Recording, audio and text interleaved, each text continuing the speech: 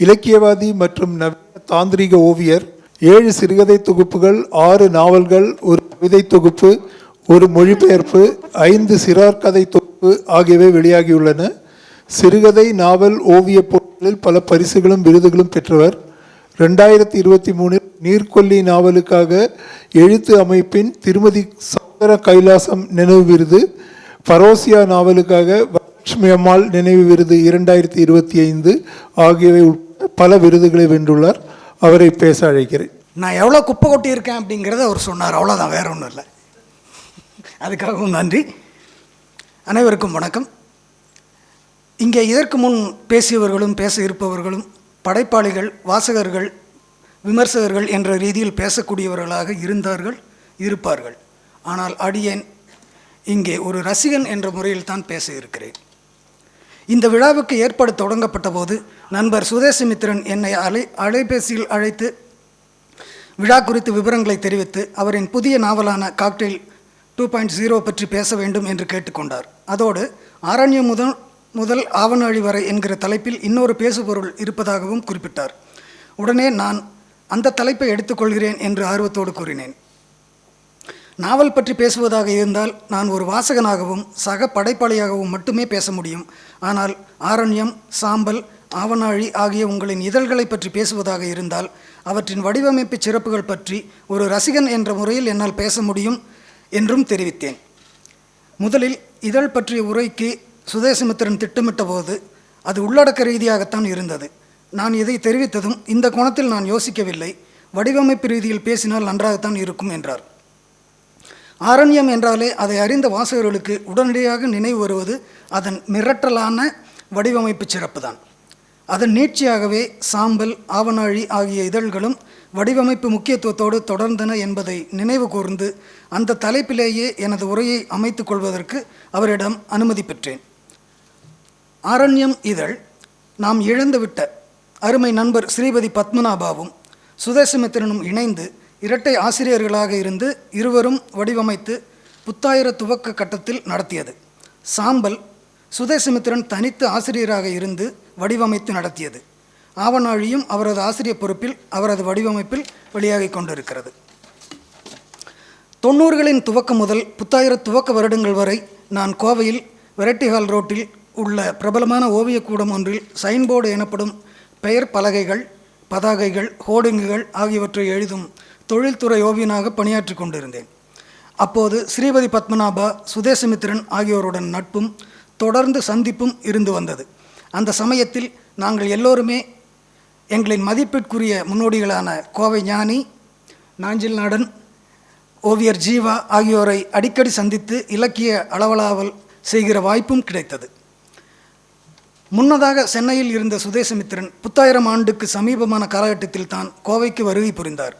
அதற்கு ஓரிரு வருடங்கள் முன்பாகத்தான் ஸ்ரீமதி பத்மநாபா தரு பதிப்பகம் என்ற பெயரில் சொந்த பதிப்பகம் தொடங்கி தனது முதல் கவிதை தொகுப்பான பூஜ்யம் தொகுப்பை வெளியிட்டிருந்தார். சுதேசமித்திரன் வருகைக்கு பிறகு ஸ்ரீபதியும் அவரும் இணைந்து ஆரண்யம் இதழ் தொடங்கி நடத்தினர். தரு பதிப்பகம் மூலம் நண்பர் பாலை நிலவனின் 2வது கவிதை தொகுப்பான கடல்முகம் நூலை வெளியிடவும் செய்தனர். ஆரண்யம் இதழ் வெளியீடு, கடல்முகம் நூல் வெளியீடு ஆகிய இரண்டும் இதழ் வடிவமைப்பு, நூல் வடிவமைப்பு ஆகிய இரண்டிலும் தனித்த முத்திரை பதித்தவை.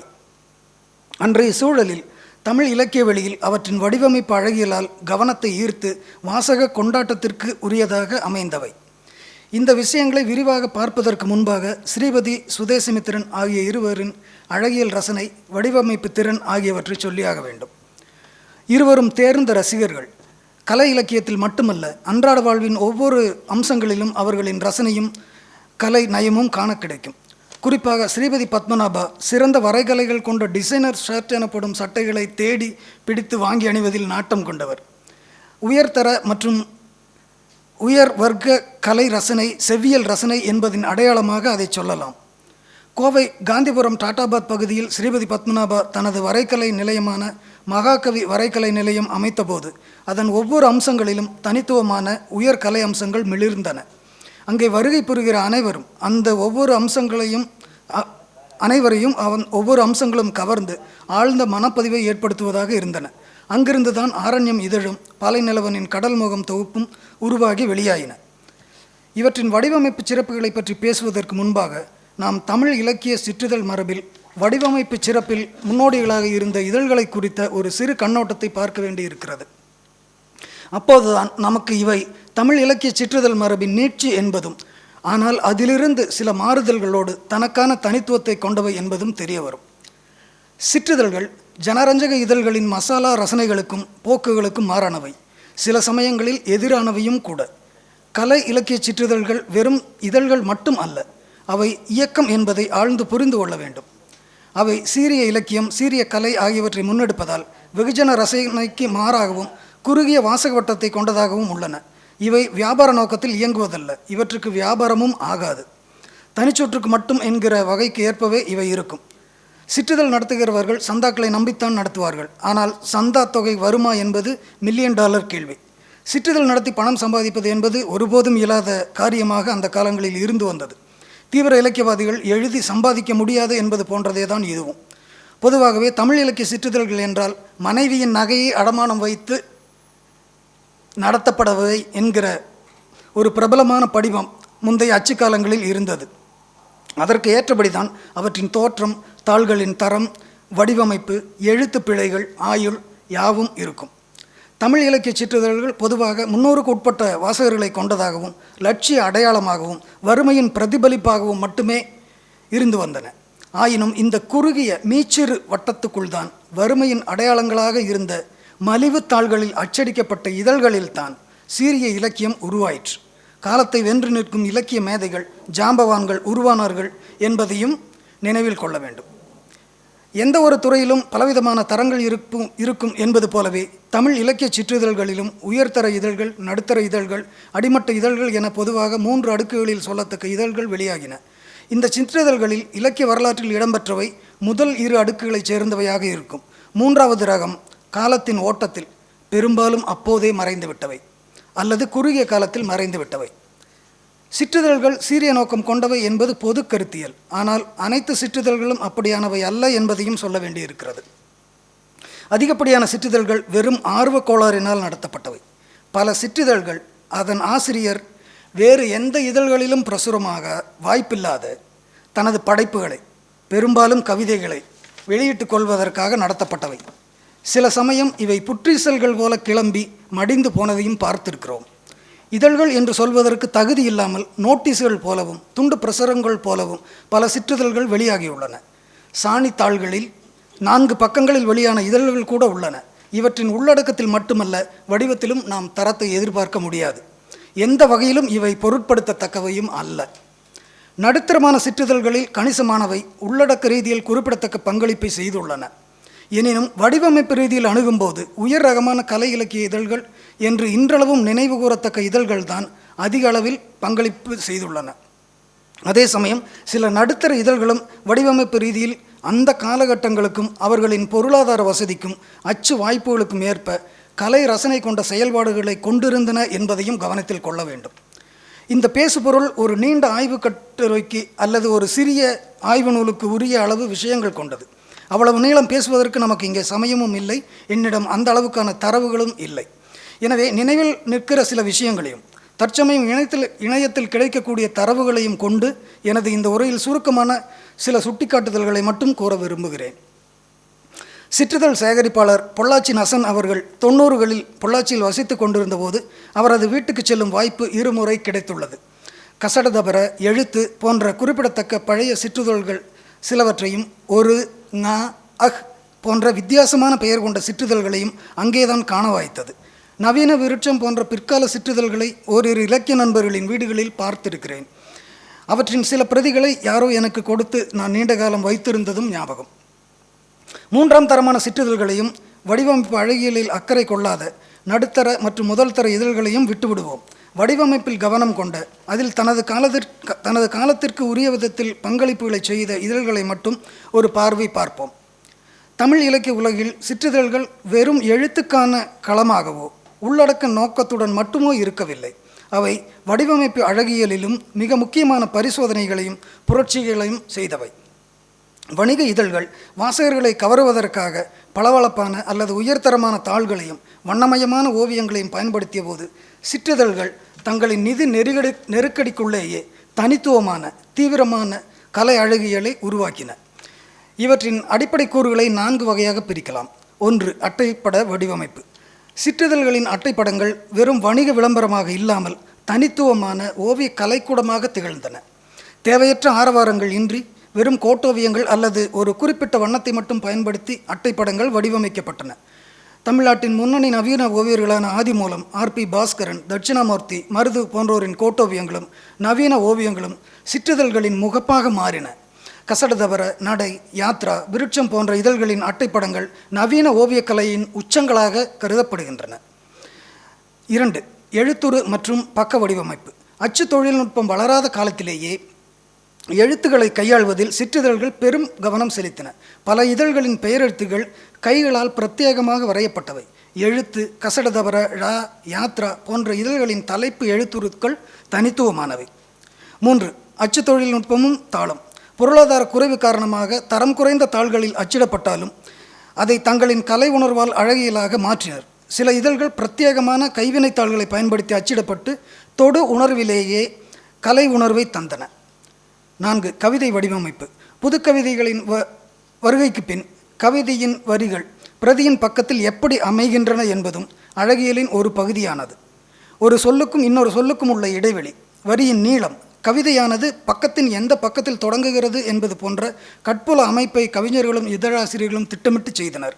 ழ, சுவடு போன்ற இதழ்களில் இதை கூர்மையாக காண முடியும். இனி 3 முக்கிய காலகட்டங்களாக பிரித்து ஒவ்வொரு காலகட்டத்திலும் வடிவமைப்பு ரீதியாக புரட்சி செய்த சில தமிழ் சிற்றிதழ்களை மட்டும் தேர்ந்தெடுத்து பார்ப்போம். தொடக்க காலம் 1950கள் முதல் 70கள் வரை நவீன ஓவியத்தின் நுழைவும் அச்சு பரிசோதனைகளும். வணிக இதழ்கள் தங்களின் அட்டைப்படங்களில் வண்ணமயமான திரை நட்சத்திரங்களின் ஒளிப்படங்களை அச்சிட்டு வாசகர்களை கவர்ந்த காலகட்டம் அது. அதற்கு நேர்மாறாக நவீன வடிவமைப்பு அழகியல்களோடு சிற்றிதழ்கள் களமிறங்கின. அச்சுக்கலை வளர்ச்சியுறாத அந்த காலகட்டத்தில் சிற்றிதழ்களின் அச்செழுத்துகளும் அச்சுப்பதிவுகளும் மோசமான நிலையிலேயே இருந்தன. தரம் குறைந்த தாள்களை பயன்படுத்துவதும் வாடிக்கை. அந்த தொழில்நுட்ப எல்லை, பொருளாதார நலிவு ஆகியவற்றுக்கிடையிலும் அவர்கள் நிகழ்த்திய கட்புல தாக்கங்கள் அசாத்தியமானவை. இந்த காலகட்டத்தின் மிக முக்கியமான 4 இதழ்களாக காலவரைசைப்படி எழுத்து, நடை, கசடதபர, யாத்ரா ஆகிய 4 இதழ்கள் அமைந்தன. எழுத்து மினிமலிசம் மற்றும் அச்சு நேர்த்தியை தனது வடிவமைப்பு கொள்கையாக கொண்டது. பக்க வடிவமைப்பு மற்றும் அச்சுக்கலையில் தமிழ் இதழியல் வரலாற்றில் நடை ஒரு மைல்கல். பக்கத்தின் விளிம்புகளில் தாராளமான இடைவெளி விடுவது, கவிதைகளுக்கு நடுவே வெற்று பக்கங்களை அனுமதிப்பது போன்ற உத்தியை கையாண்டனர். வாசிப்பு என்பது வெறும் எழுத்துக்களை பார்ப்பது மட்டும் அல்ல, அந்த வெற்றிடமும் சேர்ந்துதான் ஒரு கவிதையை வாசகனுக்குள் கடத்துகிறது என்ற ஜப்பானிய அழகியலை தமிழுக்குள் கொண்டு வந்தவர்கள் இவர்கள். 1970இல் வடிவமைப்பு புரட்சியின் உச்சமாக திகழ்ந்தது கசடதபர. தமிழ் சிற்றிதழ்களின் வடிவமைப்பு வரலாற்றை கசடதபரவுக்கு முன், கசடதபரவுக்கு பின் என பிரிக்கலாம். இந்த இதழுக்கு முழுமையான வடிவமைப்பு பொறுப்பை ஏற்றவர் நவீன ஓவியர் ஆதிமூலம். வணிக இதழ்களின் வண்ணப்பூச்சுக்கு மாறாக கருப்பு வெள்ளை கோட்டோவியங்களை உலகத்தரத்திற்கு அட்டைப்படங்களாக மாற்றினார். மனித உடல்களின் சிதைக்கப்பட்ட நவீன வடிவங்கள், கோடுகளின் வழியே வெளிப்படும் தீவிரம் ஆகியவை கசடதபரவின் அடையாளங்கள். அட்டைப்படம் மட்டுமல்லாது உள்ளோவியங்களிலும் கவிதைக்கும் கதைகளுக்கும் இணையாக நவீன ஓவியங்கள் இடம்பெற்றன. பல வண்ணங்களை அச்சிடுவது செலவு மிக்கது என்பதால் யாத்ரா இதழில் மோனோகிராம் எனப்படும் ஒற்றை வண்ண பரிசோதனைகள், டூ டோன் எனப்படும் இருவண்ண அச்சுமுறை ஆகியவற்றை பயன்படுத்தினர். அட்டைப்படங்களாக இவ்வாறு அச்சிடப்பட்ட நவீன ஓவியங்கள் தீவிரமான கலை உணர்வை வெளிப்படுத்தியதோடு தமிழ் வாசக பரப்பில் நவீன ஓவிய அறிமுகத்துக்கும் வழிவகுத்தன. குறைந்தபட்ச கலை மினிமலிசம், கருத்துருவ கலை கான்செப்சுவல் ஆர்ட் ஆகியவை சிற்றிதழ்களின் அடையாளமாக மாறிய பின்னணி இது. இடைக்காலம் 1980கள் முதல் 90கள் வரை தீவிர கலைப்போக்கும் மாற்று வடிவங்களும். தொழில்நுட்ப மாற்றங்கள் நிகழ்ந்த இந்த காலகட்டத்தில் சிற்றிதழ்கள் வெறும் இலக்கிய பிரதிகளாக மட்டுமல்லாமல் தங்களை தாங்களே ஒரு கலைப்பொருளாக கருதி வடிவமைக்க தொடங்கின. வசதி படைத்த சிற்றிதழ்களில் கோட்டோவியங்களை தாண்டி நவீன வண்ண ஓவியங்களும் மிக தீவிரமான பக்க வடிவமைப்புகளும் இக்காலத்தில் சாத்தியமாயின. அனைத்து முக்கிய இதழ்களையும் சொல்வதற்கு இடமில்லை என்பதால் உதாரணத்துக்கு சில இதழ்களை மட்டும் சுட்டிக்காட்டுகிறேன். தமிழ் சிற்றிதழ் வரலாற்றில் உன்னத வடிவமைப்புக்கு சிறந்த உதாரணம் முன்றில் இதழ் என சொல்லப்படுகிறது. சாதாரண அச்சுத்தாள்களுக்கு மாற்றாக பிரெஞ்சு மற்றும் மேற்கத்திய இதழ்களைப் போல கைவினைத்தாள்களை அட்டைகளாக பயன்படுத்தினர். ஓவியர் தட்சிணாமூர்த்தியின் பழங்குடி மற்றும் நாட்டுப்புற கலைக்கூறுகள் கொண்ட நவீன ஓவியங்களும், ஆர்பி பாஸ்கரனின் பூனைகள் மற்றும் பிற நவீன ஓவியங்களும் முன்றில் இதழின் அட்டைகளையும் உள்பக்கங்களையும் அலங்கரித்தன. காகிதத்தை தொடும்போதே கலை உணர்வை தரும் அச்சுத்தரத்தை இது சாத்தியமாக்கியது. விருட்சம் இதழ் சமகால நவீன ஓவியர்களின் ஓவியங்களை அட்டைப்படங்களாக தொடர்ந்து வெளியிடுவதை ஒரு கொள்கையாகவே கொண்டிருந்தது. ஓவியர் ஆதிமூலம், தட்சிணாமூர்த்தி தொடங்கி பல இளம் தலைமுறை ஓவியர்களின் நவீன ஓவியங்களை அட்டையில் முகப்பாக மாற்றி வாசகர்களுக்கு நவீன ஓவியங்கள் மீதான ரசனையை தொடர்ந்து ஊட்டியது. நண்பர் வாமு கோமன் நடத்திய நடுகள் இதழ் வடிவமைப்பிலும் அச்சிலும் பலவித பரிசோதனைகளை செய்தது. காலக்கிரமங்கள் ஏது மற்றும் வந்து கொண்டிருந்த அவ்விதழ் ஒவ்வொரு முறையும் வெவ்வேறு விதமான நீள அகலங்களில், வெவ்வேறு விதமான தாள்களில், வெவ்வேறு வண்ண அச்செழுத்துகளில் வெளியாகும். பொது வழக்கத்தில் இல்லாதபடியாக மிக நீளம், குறைந்த அகலம் எனும்படியாகவும் அதன் ஒரு இதழ் வெளியானது. நடுகள் உள்ளிட்ட சில சிற்றிதழ்களில் அப்போது லினோகட் எனப்படும் முறையிலான டயரை வெட்டி அச்சு ஓவியம் பதிப்பிக்கும் முறை பயன்பட்டது குறிப்பிடத்தக்கது. இது கற்புல ரீதியாக ஆழ்ந்த மனப்பதிவை ஏற்படுத்தக்கூடியது. கணையாழி, காலச்சுவடு ஆகிய இலக்கிய இதழ்கள் ஒரு வகையில் சிற்றிதழ் என சொல்லப்படுகிற வரையறையை கடந்து நடுமை இதழ்கள் என சொல்லத்தக்கவை. எனினும் அவற்றின் வாசக தரப்பு இலக்கிய உலகம்தான் என்பதால் அவற்றையும் சிற்றிதழ் தரப்பிலேயே சேர்ப்போம். இவ்விரு இதழ்களும் வடிவமைப்பில் புதுமையோ புரட்சியோ செய்ததாக சொல்வதற்கு இல்லை என்றாலும் வடிவமைப்பில் அழகியலை முன்னிறுத்தின. குறிப்பாக அட்டைப்படங்களில் நவீன வண்ண ஓவியங்களை பயன்படுத்துவது, உள்பக்கங்களில் பக்க வடிவமைப்பில் கருப்பு வெள்ளை நவீன ஓவியங்களை பயன்படுத்துவது, அதிக இடைவெளிகளை விடுவதன் மூலம் வடிவமைப்பு அழகியலை மேம்படுத்துவது ஆகியவற்றை இந்த இதழ்கள் கடைபிடித்தன.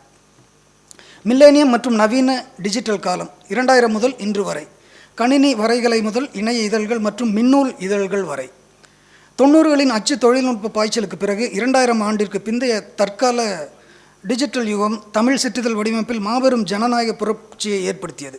கணினியின் வருகை, போட்டோஷாப் போன்ற மென்பொருட்களின் பயன்பாடு, இணையத்தின் அசுர வளர்ச்சி ஆகியவை சிற்றிதழ்களின் பக்க கட்டுப்பாடுகளையும் நிதி நெருக்கடிகளையும் உடைத்தெறிந்தன. சிற்றிதழ்கள் தங்களின் கருப்பு வெள்ளை மலிவான அச்சு ஆகிய பிம்பத்திலிருந்து விடுபட்டன. கணினி தொழில்நுட்பம் தந்த சாத்தியங்களால் வணிக இதழ்களுக்கு இணையாகவோ அல்லது அவற்றை விட மேலாகவோ மிக நேர்த்தியான உலகத்தரமான வடிவமைப்பு அழகியலை சிற்றிதழ்கள் எட்டின. அந்த புத்துயிர்ப்பு காலத்தின் துவக்கத்தில் தான் ஆரண்யம் இதழ் தொடங்கப்பட்டது. அதிகமான செலவில் ஆடம்பரமான முறையில் வெளியான அவ்விதழ் சிற்றிதழுக்கே உரியபடி மிக குறுகிய காலம்தான் நடத்தப்பட்டது. ஆடம்பரத்தை தவிர்த்திருந்தால் இன்னும் சில இதழ்கள் வந்திருக்க வாய்ப்பிருக்கிறது என்பது எனது தனிப்பட்ட கருத்து. ஆனால் 4 இதழ்கள் தான் வெளியாகின என்றாலும் அவ்விதழை அறிந்த வாசகர்களால் இன்றளவும் நினைவு கூறப்படக்கூடியதாக உள்ளது. வரைகலை ரீதியாக இதழின் ஒவ்வொரு அம்சங்களும் மிகுந்த கவனத்தோடும் நேர்த்தியோடும் கலை மேன்மையோடும் உருவாக்கப்பட்டன. ஆரண்யம் என்னும் இதழ் பெயரின் வரைகலை மரபும் நவீனத்துவம் இணைந்த வகையில் நவீன செவ்வியல் என்று சொல்லத்தக்க வகையில் இருந்தது குறிப்பிடத்தக்கது. இது பொதுவான எழுத்துரு பயன்பாடாக இன்றி பிரத்யேகமாக உருவாக்கப்பட்ட வரைகலையாகும்.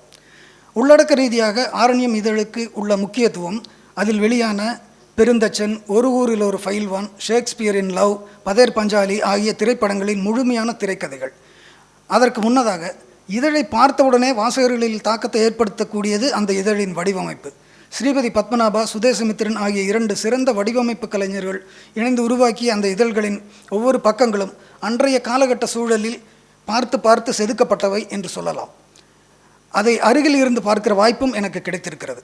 ஆரண்யம் இதழின் ஆடம்பரம் இதழை தொடர்ந்து நடத்துவதற்கு விரோதமாக அமைந்திருந்தாலும் சிற்றிதழ்களின் வழக்கமான வறுமை கோலங்களுக்கு மாறாக செழுமை தோற்றத்தை கொண்டிருந்தது. அதன் கெட்டி வழுவழுப்பாட்டை பலவண்ண அச்சிலும் உள்பக்கங்கள் கருப்பு வெள்ளையிலும் அச்சிடப்பட்டன. கணினி வரைகலின் அழகியல்கள் எதையெல்லாம் பயன்படுத்த முடியுமோ அதையெல்லாம் பயன்படுத்தி பக்கங்கள் வடிவமைக்கப்பட்டன. பெரும்பாலும் வெறும் எழுத்துக்களால் மட்டுமே நிறைக்கப்படுகிற சிற்றிதழ் சூழலில் இது வாசக கிளர்ச்சியை ஏற்படுத்தியது. பார்த்த எல்லோருமே வியந்தனர், அநேகமாக எல்லோருமே பாராட்டினர். ஆனால் ஒருவர் மட்டும் டென்ஷன் ஆகிவிட்டார். அவர் அசோகமித்திரன். சிற்றிதழ்களுக்கு பக்க வடிவமைப்பு கூடாது என்ற அழகியல் அடிப்படைவாத கருத்து கொண்டவர் அவர். ஆரண்யம் இதழ் நடத்தப்பட்டு கொண்டிருந்த சமயத்தில் தனது கடல்முகம் கவிதை தொகுப்பு வடிவமைப்பு செய்வதற்காக பாலை நிலவன் மகாகவி வரைகலை நிலையத்தை அணுகியிருந்தார். அப்போது ஸ்ரீபதிக்கு அவரை தெரிந்திருக்கும், ஆனால் பழக்கம் அவ்வளவாக இல்லை. சுதேசமித்திரனுக்கு பாலை நிலவனை தெரியாது. அப்படி இருந்தும் அந்த கவிதைகளை வாசித்து பார்த்த அவர்கள் அவற்றின் தரத்தாலும் சிறப்பாலும் மகிழ்ந்து தரு வெளியீடாகவே அதை கொண்டு வரலாம் என கூறினர். அது மட்டுமல்ல, ஆகச்சிறந்த முறையில் அட்டை படத்தை வடிவமைத்ததோடு உள்பக்கங்கள் ஒவ்வொன்றிலும் உலக ஓவியங்கள் சகிதம் கவிதைகளை வழக்கத்திற்கு மாறான பழுப்பு நிற அச்சில் வெளியிட்டனர். அட்டைப்படம் மிகுந்த நுட்பத்தோடும் அழகோடும் இருந்தது. அது ஆங்கில நூல்களுக்கு இணையாக இருக்கிறது என்று நாஞ்சில் நாடன் உட்பட பலரும் பாராட்டினர். ஆரண்யம் இதழ் நிறுத்தப்பட்ட பிறகு சில ஆண்டுகள் கழித்து சுதேசமித்திரன் தனது ஆசிரியர் பொறுப்பு மற்றும் வடிவமைப்பில் சாம்பல் இதழை கொண்டு வந்தார். அது பெயருக்கு ஏற்ப அட்டையில் கருப்பு மற்றும் சாம்பல் நிறம் கலந்த வண்ணம் கொண்டிருக்கும்.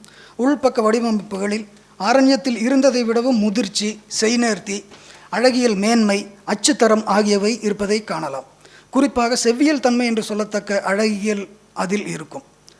ஆரண்யம் இதழின் எந்தெந்த பக்கங்கள் ஸ்ரீபதி வடிவமைத்தது, எதெல்லாம் சுதேசமித்திரன் வடிவமைத்தது என்று எனக்கு தெரியாது. மேலும் அவர்கள் வடிவமைப்பு செய்கிற எல்லா சமயங்களிலும் நான் அருகில் இருந்து பார்க்க வாய்ப்பு ஏற்படவில்லை. ஆனால் சாம்பல் இதழ் முழுக்க முழுக்க சுதேசமித்திரன் வடிவமைப்பு என்பதால் அதில் அவரது ரசனை, வடிவமைப்பு திறன் ஆகியவற்றை காண முடிந்தது. மேலும் அவர் பக்க வடிவமைப்புகளில் ஈடுபட்டு இருக்கிற சந்தர்ப்பங்களில் அருகில் இருந்து பார்ப்பதற்கான வாய்ப்பும், வரைகலை அழகியல் நுட்பங்கள் குறித்த அவரது கருத்துகள் மற்றும் கண்ணோட்டங்களை அவர் கூற கேட்கவும் வாய்த்திருக்கிறது. நான் ஓவியன் என்கிற வகையில் வரைகலை அழகியல், பக்க வடிவமைப்பு, எழுத்துருக்கள் ஆகியவை குறித்து எனக்கு சற்று அதிகமாகவே கவனம் இருக்கும். அவற்றில் உள்ள கலைக்கூறுகளை நுணுக்கமாக ரசித்து மகிழ்வேன். சுதேசமித்திரன் வடிவமைப்பில் என்னை கவர்ந்த அம்சம் அவரது மினிமலிசம். குறைந்த அளவுக்கு மூலகங்களை பயன்படுத்தி அழகையும் தாக்கத்தையும் கூட்டுவது என்பதுதான் மினிமலிசத்தின் கோட்பாடு. சுதேசமித்திரன் அந்த காலகட்டத்தில் வெறும் ஒரு சிறு கோடு மட்டும் பயன்படுத்தி இதழ் பக்க வடிவமைப்பு, விசிட்டிங் கார்டு, லெட்டர் ஹெட் போன்றவற்றின் வடிவமைப்பு ஆகியவற்றை மிக பிரமாதமாக ஆக்கிவிடுவதை அருகில் இருந்து பார்த்து அசந்து போயிருக்கிறேன். நிறைய மூலகங்களை பயன்படுத்தி ஒரு வரைகலையை அல்லது ஓவியத்தை வரைவது சாதாரணம். குறைந்த மூலகங்களில் அதை செய்வது தான் சாகசம். ஓவியம், வரைகலை ஆகிய இரண்டிலும் இடைவெளியை எந்த அளவுக்கு பயன்படுத்துகிறோமோ அந்த அளவுக்கு அவை அழகு பெறும், கவனப்படுத்தலும் கூடும். சாம்பல் இதழில் இடைவெளியை அதிகமாக விட்டிருப்பது அதன் அழகியலுக்கு ஒரு முக்கிய காரணம். நீண்ட இடைவெளிக்கு பிறகு சுதேசமித்திரன் மீண்டும் தனது இதழ் பயணத்தை தொடர்ந்தபோது தற்காலத்துக்கு உரிய வகையிலும் செலவை குறைக்கும் வகையிலும் ஆவணாழி இதழை மின்னூலாக வெளிக்கொணர்ந்தது பல வகையிலும் சிறப்புக்குரியது. முக்கியமாக சிற்றிதழ்களில் அட்டையை வேண்டுமானால் பல வண்ணங்களில் வெளியிட முடியும். ஆனால் உள்பக்கங்களை அப்படி வெளியிடுவது சாத்தியமில்லை. அந்த அளவுக்கு பொருளாதார வசதி இருக்காது. ஆனால் பல வண்ண வடிவமைப்பு செய்தால் அழகு கூடும் என்பதை சொல்ல தேவையில்லை. முந்தைய காலங்களில் இல்லாத வாய்ப்பாக இன்றைய காலத்தில் இணைய இதழ்கள், மின்னூல் இதழ்கள் ஆகியவற்றை பயன்படுத்துவதன் மூலமாக சிற்றிதழ்களும் பல வண்ண உள்பக்கங்களோடும் நல்ல வடிவமைப்புகளோடும் இதழ்களை வெளியிட முடிகிறது. அந்த வகையில் ஆவணாழி இதழ் பல வண்ண இதழாக வெளிவருகிறது என்பதால் சுதேசமித்திரன் தனது வரைகலை மற்றும் வடிவமைப்பு திறத்தையும் பக்க வடிவமைப்பு திறத்தையும் வண்ணங்களின் அழகியலும் முழுமையாக வெளிப்படுத்த முடிகிறது.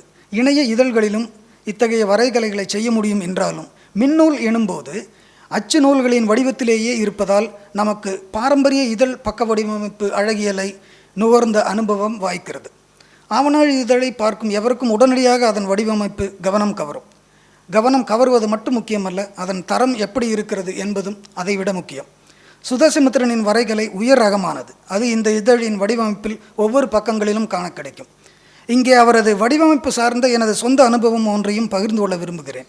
கடந்த ஆண்டில் கலை இலக்கியத்தில் மேன்மையுற என்ற தலைப்பில் எனது கட்டுரை நூல் வெளியானது. அது ஓவியம் சார்ந்த எனது கட்டுரைகள், எனது நவீன தாந்திரிக ஓவியங்கள் சார்ந்த நேர்காணல்கள், அது தொடர்பான ஓவியங்கள் ஆகியவை அடங்கியது. அந்த நூலில் மொத்தம் 40 ஓவியங்கள் பயன்படுத்தப்பட்டிருந்தன. ஆகவே இந்த நூலை சாதாரண வடிவமைப்பு செய்தால் போதாது, கலைத்தன்மையோடு வடிவமைக்க வேண்டும். அந்த நூலை வாசிக்கிற வாசகர்களுக்கு பக்கங்களை புரட்டும் போது ஒரு கட்டுரை நூலை அல்லாமல் கலை நூலை வாசிக்கிற உணர்வு ஏற்பட வேண்டும் என விரும்பினேன். அதற்கு தகுந்தபடி வடிவமைக்க வேண்டும் என்று முதலில் வேறு ஒரு வடிவமைப்பாளரிடம் கொடுத்து பார்த்தேன். அவருக்கு எவ்வளவோ விளக்கி சொல்லியும் பலனில்லை. அவரது வடிவமைப்புகள் மிக மோசமான நிலையில் இருந்தன. ஆகவே அதை விட்டுவிட்டு வேறு தகுந்த வடிவமைப்பாளரிடம் கொடுத்து வடிவமைக்கலாம் என பதிப்பாளரிடம் சொன்னேன். உங்களுக்கு தெரிந்து அப்படி யாராவது இருந்தால் சொல்லுங்கள் என்றார் அவர். அந்த பதிப்பகத்தார் குறைந்த கட்டணத்தில் அட்டை வடிவமைப்பு, நூல் வடிவமைப்பு ஆகியவற்றை செய்யக்கூடியவர்கள். எனவே அந்த தரத்தில் தான் வடிவமைப்பு இருக்கும். சுதேசமித்திரன் கட்டணம் அதிகமாக இருக்கும் என்றாலும் கூட நண்பர் என்ற முறையில் கேட்டு பார்க்கலாம் என அவரிடம் விஷயத்தை கூறினேன். உடனடியாக ஒத்துக்கொண்டார். அவரிடம் நூல் வடிவமைப்பு கலைத்தன்மையோடு இருக்க வேண்டும் என்று மட்டும்தான் சொன்னேன். அதற்கு மேல் அவரிடம் சொல்ல தேவையில்லை என்பதுதான் காரணம்.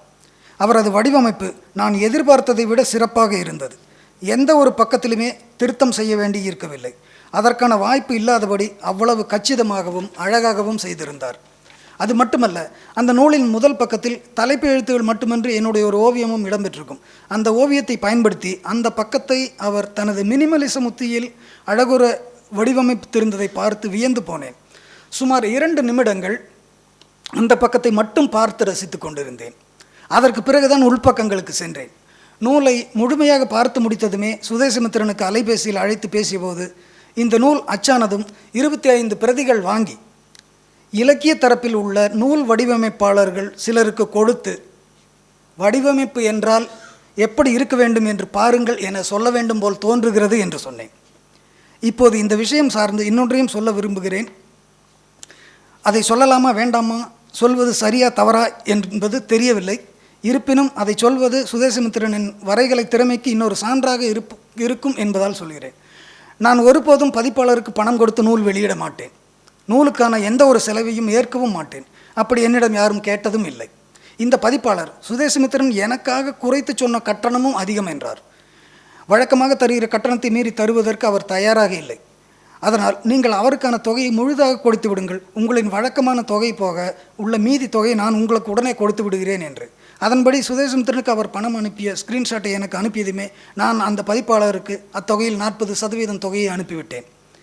எனது நூலுக்காக நான் செலவழித்தது வாழ்வில் அதுதான் முதல் முறை. முன்பே சொன்னபடி அது சுதேசமித்திரனின் வரைகலை திறமைக்கு இன்னொரு சான்று, இந்த ரசிகனின் மரியாதை. ஓவியன் என்ற வகையில் சுதேசமித்திரனின் வரைகலையில் என்னை கவர்ந்த அம்சங்கள் மினிமலிசம், செவ்வியல் தன்மை, பர்ஃபெக்ஷனிசம் ஆகியவை. அவர் வரைகலை கலைஞர் என்பதை விட வரைகலை வித்தகர் என்பதுதான் பொருத்தமானது. அதை அவர் வடிவமைத்த இதழ்கள், நூல்கள் ஒவ்வொன்றும் வெளிப்படுத்தும். ஆவநாழி இதழ் அவரே நடத்துவது என்பதால் அவரது வரைகலை வித்தகங்களுக்கு முழுமையான களமாக இருப்பதை கண்டு மகிழ்கிறேன். இங்கு இந்த உரையாற்ற வாய்ப்பளித்தமைக்கு நண்பர் சுதேசமித்திரனுக்கு நன்றி. ஆவநாழி இதழ் மென்மேலும் சிறக்க வாழ்த்துகள். மீண்டும் அனைவருக்கும் வணக்கம்.